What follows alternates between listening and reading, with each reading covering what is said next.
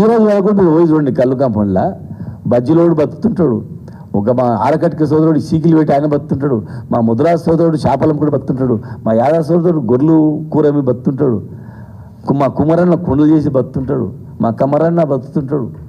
ఓ 10 కులాలు బతుకుతుంటాయి, దాదాపు 200 మంది కుటుంబాలు బతుకుతుంటాయి. ఇప్పటి నుంచి కాదు, ఏళ్ళ తరబడి బతికించిండ్రు. ఎవరి మీద ఆధారపడి? ఒక కార్మికుల మీద ఆధారపడి ఈ కులాలు బతుకుతుంటాయి. వృత్తులు అక్కడ కార్మికుడు పైన చెట్టు ఎక్కితే కింద దిగేంత వరకు బతుకుతున్న సస్తాడో తెలియదు. వేల మంది చచ్చిపోయారు, ఇవాళ కూడా చచ్చిపోతున్నారు. చస్తున్న మంది తెలిసినా వృత్తి చేసేది ఒకటే వృత్తి. సచ్చినా మళ్ళీ కొడుకు చేస్తున్నాడు, తండ్రి చేస్తే కొడుకు చేస్తున్నాడు. ఇంత భయంకరమైన వృత్తి. వేల మంది చనిపోయినారు. ఇప్పటికి 500-600 మంది ఈ గవర్నమెంట్ వచ్చినా కూడా చనిపోయినారు. వాళ్ళకి ఎక్స్గ్రేషియా ఇచ్చిన లిస్టే ఉంది. మరి ఇంత ప్రమాదకంగా ఒకడు ప్రాణాలకు తెగించి గీసి కిందకి తీసి అమ్మితే మళ్ళీ ఇక్కడ 10 మంది బతుతారు. ఈ 10 కులాలు ఎవరు చచ్చిపోరు. చచ్చిపోయేటోడు కార్మికుడే, గీత కార్మికుడే. ఇంత ప్రమాదకరమైన వృత్తిని ఎట్లా ఆధునీకరణ చేయాలని ఆలోచన చేయకుండా ప్యూర్గా కళ్ళుని ప్రజలకు ఎట్లా అందియాలని ఆలోచన చేయకుండా ఇలా మీరు నిషేధిస్తామని ఉట్లాడుతున్నారు. అన్ని పేపర్లు వస్తున్నాయి, మాకు తెలుసు. కొన్ని పేపర్లు వస్తున్నాయంటే జీవోలు వస్తాయని, ఇవాళ వచ్చినాయంటే రేపు అవుతుందని, ఓ మూలం అయిందంటే ఉరుగుతుంది, ఉరిగిందంటే వాన పడుతుంది అని మాకు అర్థమైపోయింది. మేము ఒక్కటే అడుగుతా ఉన్నాం. మీరు మాకు ఇప్పుడు అనుమానం కలుగుతూ ఉంది. చనిపోయినది మేము చాలా బాధపడ్డాం. మరి మన వృత్తికి ఎంత చెడ్డ పేరు వచ్చారా అని చెప్పేసి బాధపడ్డాం. కానీ మీరు మాట్లాడుతుంటే మీరేమైనా కలిపి చనిపోయిన తర్వాత చేసి ఇక నిషేధించవచ్చు అని చెప్పి ఉట్లాడుతున్నారు అనిపిస్తుంది. ఎందుకంటే మాకు నేను ఎక్సైజ్ మినిస్టర్ కూడా చేసిన కదా, అడగండి. మీ ప్రభుత్వం నేను ఛాలెంజ్ చేస్తున్నా.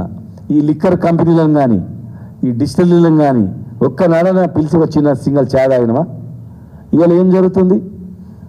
టోటల్ లిక్కర్ కంపెనీలన్నీ ఈ రాష్ట్రంలో ఒకరిద్దరు మేనేజ్ చేస్తున్నారు. ఇవాళ ఆంధ్రలో పలానప్పుడు ఇట్లా అయింది అని గత ప్రభుత్వం నుంచి ఇప్పుడు కేసులు పెడుతున్నారు కదా. మరి ఈడ మీరు చేసేదేముంది? మీరు చేస్తారు ఏడా? మీరు చేస్తున్నారు. ఇక వాళ్ళు ఏమో ఆశ చెప్పారంటే మాకు తెలిసిన ఇన్ఫర్మేషన్ కాడికి, అరే బాబు మీకు నెలకు 100 కోట్లు ఇస్తున్నాము, ఇది బంద్ చేయండి 200 కోట్లు ఇస్తాము, కళ్ళు బంద్ చేయండి డబ్బులు అయిపోతుంది. ఎట్లా డబ్బులు అవుతాయి అంటే చీప్ లిక్కర్ దాతారు వాళ్ళు. 3-4 కంపెనీలు చీప్ లిక్కర్ మీకు పర్మిషన్ ఇవ్వండి, మేమే చీప్ లిక్కర్ సప్లై చేస్తాం, మాకు ఇచ్చేయండి, మేమే నెలకు 100 కోట్లు ఇచ్చి పాడేస్తాం కానీ చెప్తుంటారు. అంటే కమిషన్లకు కకృతిపడి లిక్కర్ మాఫియాకు తల ఒగ్గి మీరే ఏదో కలిపి ఆ దుకాణదారుల మీద వేసి చేస్తున్నారు అనేటువంటి అనుమానం మాకు కలుగుతుంది. ఇవాళ మీరు ఆఫీసర్లు ఉన్నారు, ఎక్సైజ్ డిపార్ట్మెంట్ ఉంది కళ్ళు మీద. ఒక డిపార్ట్మెంట్ కానిస్టేబుల్ నుంచి పోలీస్ వ్యవస్థ లాగా ఉంది అక్కడ. మళ్ళీ మీరు పోలీస్ డిపార్ట్మెంట్ వాళ్ళు కూడా వేసిండ్రు. ఒక పోలీస్ వ్యవస్థను అటాచ్ చేసిండ్రు, ఎక్సైజ్ డిపార్ట్మెంట్ మొత్తం ఉంది.